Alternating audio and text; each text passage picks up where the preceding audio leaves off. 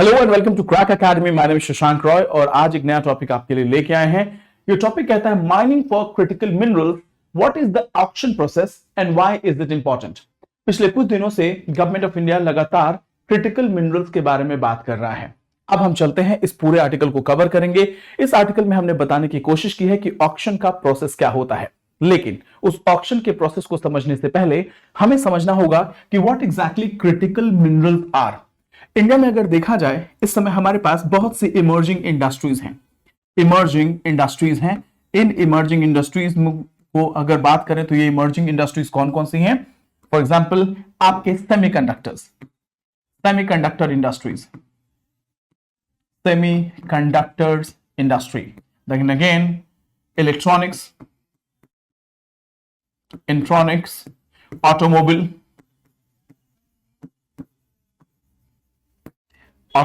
Defence, arms and ammunition जो defence में ही आ जाएगा। नाउ इन सारी इंडस्ट्रीज को रन करने के लिए कुछ मिनरल्स की जरूरत होती है। फॉर एग्जांपल वो मिनरल्स कौन कौन से हैं? वो मिनरल्स आपके हो गए जैसे you talk about lithium, cobalt, niobium, tantalum, then graphites। ये कुछ टॉपिक्स हैं, ये कुछ क्रिटिकल मिनरल्स हैं जो इंडिया में नहीं हैं। अगर हैं भी तो उनके बारे में रिसर्च नहीं हुआ है, उसके बारे में अभी रिसर्च नहीं हुआ है और उससे रिलेटेड इंडस्ट्रीज हमारे पास नहीं है। इनके अलावा और भी लगभग 30 क्रिटिकल मिनरल्स हैं, जो लगभग 30 क्रिटिकल मिनरल्स हैं। इन 30 क्रिटिकल मिनरल्स का बहुत बड़ा रोल है इन इंडस्ट्रीज को रन करने के लिए। Semiconductor, electronics, automobile, defence, arms and ammunition, aviation sector, and unfortunately India is deficient in these critical minerals. ये प्रॉब्लम और भी बढ़ गई है। ये प्रॉब्लम बढ़ने का मेन रीजन क्या है? Because China has abundant resources for related to these critical minerals, लेकिन चाइना ने अभी इन क्रिटिकल मिनरल्स का जो एक्सपोर्ट है वो बैन कर दिया है। इन क्रिटिकल मिनरल्स के एक्सपोर्ट के बैन होने के चलते इंडिया और वर्ल्ड के बहुत से इंपॉर्टेंट इनिशिएटिव्स हैं जो परेशानी में पड़ सकते हैं या पड़ गए हैं। इसी के लिए चाइना के ऊपर कंप्लीटली डिपेंडेंट होने के बजाय सप्लाई चेन को, एक ऑल्टरनेटिव सप्लाई चेन को क्रिएट करने की बात की गई है। एक ऑल्टरनेटिव सप्लाई चेन को क्रिएट करने की बात की जा रही है और already Japan, India and Australia, again Japan, India and Australia, they are trying to create an alternative supply chain for critical minerals. अभी आपके यूपीएससी प्रीलिम्स में भी क्वेश्चन पूछे गए थे रिलेटेड टू कोबाल्ट कि which among the following country have the best or the biggest resources related to cobalt, जिसमें आपका नाम था डेमोक्रेटिक रिपब्लिक ऑफ कॉन्गो।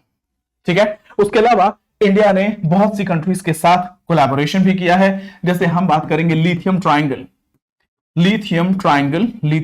की अगर हम बात बोले तो लिथियम ट्रायंगल हम कहते हैं अर्जेंटीना, चिली एंड बोलिविया।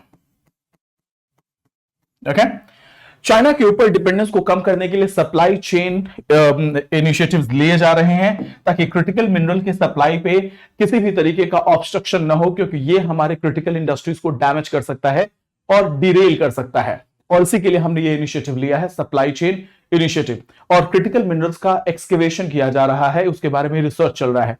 कल मैंने टैंटलम के बारे में बात किया था। ये टैंटलम नाम का जो है रेयर अर्थ मिनरल जो है वो सतलुज के सैंड्स में पाया जा रहा है। सतलुज रिवर के सैंड में पाया जा रहा है ये टैंटलम। सतलुज रिवर के सैंड में आपको टैंटलम मिलेगा। टीम क्लियर है? क्रिटिकल मिनरल्स के बारे में समझ लिया आपने। अब आगे चलते हैं इस आर्टिकल को। Auction for critical minerals blocks in India, auction कैसे होता है? अभी रिसेंटली गवर्नमेंट ऑफ इंडिया ने 20 ब्लॉक्स एलोकेट किए हैं जहां क्रिटिकल मिनरल के बारे में जो है ऑक्शन होने वाला है। ये लिथियम से रिलेटेड है। नाउ ये प्राइवेट माइनिंग के लिए ये लिथियम रिजर्व जो है ये एरियाज ओपन किए जाएंगे। बिडिंग जो है 29 नवंबर को स्टार्ट हुआ और 22 जनवरी तक ये बिडिंग चलती रहेगी। क्यों चलती रहेगी? ताकि प्राइवेट कंपनीज, इसका मतलब ये है कि हम अपने क्रिटिकल मिनरल्स के माइनिंग के लिए we are inviting private players, क्योंकि हम जो है गवर्नमेंट के not take all the responsibility, तो एक तरीके से पब्लिक प्राइवेट पार्टनरशिप का ये एग्जांपल है। दूसरी चीज ये है more and more private players को क्यों इनवाइट किया जा रहा है? क्योंकि मोर players will come with capital and technology and expertise. ठीक है। Now minerals and usage, block में लिथियम और का यूज किया बताया जा रहा है कि लिथियम का यूज मेनली बैटरीज में होता है, इलेक्ट्रिक व्हीकल्स में होता है, उसके अलावा अदर क्रिटिकल मिनरल्स के लिए भी ब्लॉक एलोकेट किए गए हैं। आपको पता होगा कि इमिशन रिडक्शन के लिए गवर्नमेंट ऑफ इंडिया ने इलेक्ट्रिक व्हीकल्स को कितने बड़े लेवल पे प्रमोट करना शुरू किया है, और इलेक्ट्रिक व्हीकल्स के लिए लिथियम का होना बहुत जरूरी है, और उसके बाद से नंबर आता है कोबाल्ट का। अनफॉर्चुनेटली इंडिया इन दोनों ही रिसोर्सेज में बिल्कुल डिफिशिएंट है, और अभी हम अर्जेंटीना, बोलिविया, चिली के ऊपर डिपेंडेंट है। अब इंटरनेशनल लेवल पे अगर कहीं कोई डिसरप्शन होता है तो आपका सारा मिशन फेल हो जाएगा। एसेंशियल फॉर इनकी जरूरत क्यों है? व्हीकल्स के लिए, एनर्जी स्टोरेज डिवाइसेस के लिए, इलेक्ट्रॉनिक्स के लिए और इंडस्ट्रियल प्रोसेसेस के लिए इन मिनरल्स की जरूरत है। फिलहाल हम लिथियम के बारे में बात कर रहे हैं। अगर ज्योग्राफिकल स्प्रेड की बात बोलें तो इंडिया के इन एरियाज में आप हमेशा मैपिंग करें, इंडिया के इन एरियाज में जो है ये लिथियम के पाए जाने की संभावना है।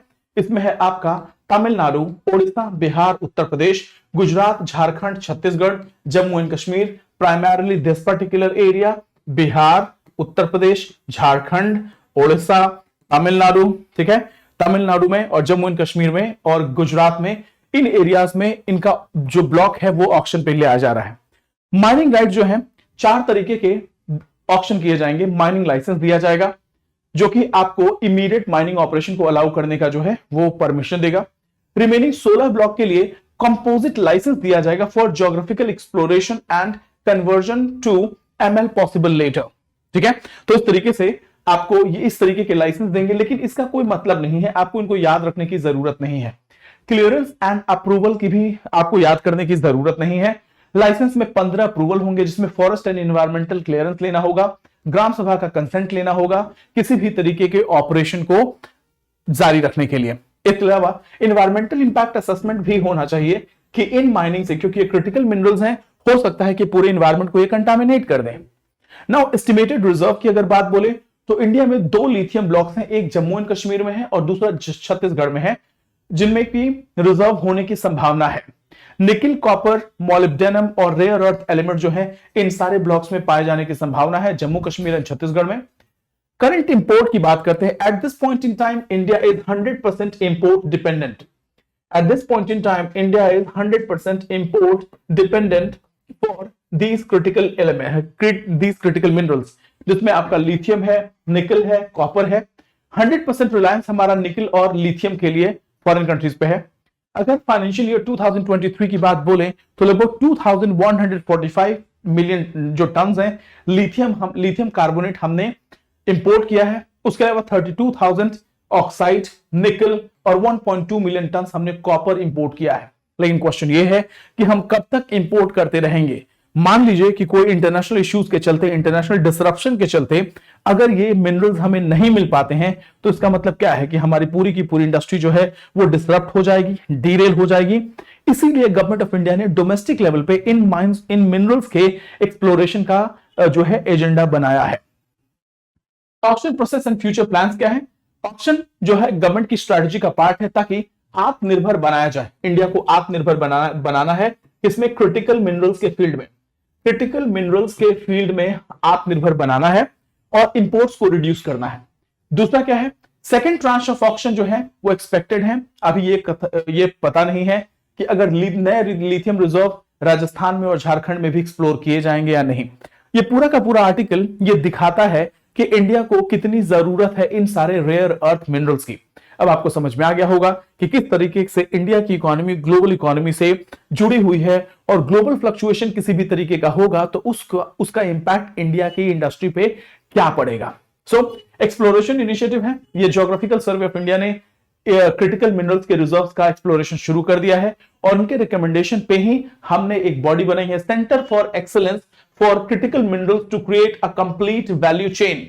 टीम नोट कर लीजिए, centre for excellence, centre of excellence for critical minerals to create a complete value chain और self reliance in critical minerals, self reliance in critical minerals. ठीक है, ये हो गया। तो ये रहा एक्सप्लोरेशन इनिशिएटिव। तो इसके साथ ही ये सेशन खत्म होता है और जो भी इंपॉर्टेंट टॉपिक्स थे वो हमने कवर कर दिए। अब आप चीजों को इंटीग्रेट करके समझ पाएंगे, लिथियम रिजर्व्स के बारे में, कोबाल्ट के बारे में, लिथियम ट्रायंगल के बारे में। उसके अलावा आप इलेक्ट्रिक व्हीकल, कल हमने एक और आर्टिकल कवर किया है, वो है हमारे recycling of batteries, recycling of batteries, recycling of batteries के बारे में भी हमने बात किया था, प्लीज देखिएगा। चलते हैं नए टॉपिक में और आपसे मिलेंगे। Thank you so much, God bless you all. जय हिंद, जय भारत। Thank you.